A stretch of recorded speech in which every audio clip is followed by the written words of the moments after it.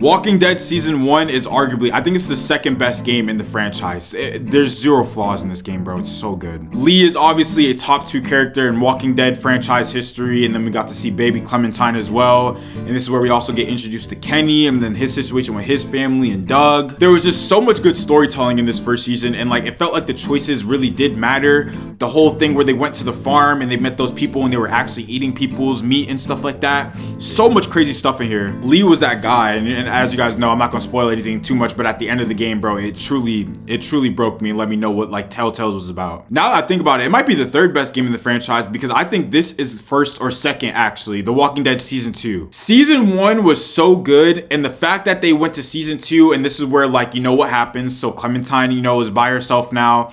She's with a new group. And then it happens immediately. You're not even with them no more. You're on your own, and you have to find a whole different family. Everybody was relying on what she was like 10 years old at this time. Everybody was relying on a 10-year-old girl to lead them to everything. They were asking her to find stuff. They were asking her to journey things, gather things, walk in the buildings by herself. Kenny is a monster this season, but Kenny vs. Carver was like insane, bro, at that time, bro. And the stuff with like the other dude's little girl, and you trying to bond with Clem, but she was so scared and stuff the whole entire time. Season 2 is probably the best season, if we're gonna be honest here. I think it's the best season in the franchise. The Walking Dead Season 3. I know a lot of people do like this story, but I did not think this like season was really that good. Clementine had a lot of good moments. So you start the game off, you're with a whole different family with Javier. I think the brother's name was David. I think the wife's name was like Kate or something like that. Kate didn't like David anymore because of how like he was mentally abusive, but then Kate ends up falling in love with his brother Javi, and like they have the option to be together and like have like their own family even though it's his family. Like, why would I want that in a video game? And the final season of The Walking Dead Season 4, bro, like I said, I think this is like either 1 or 2, however you want to put it,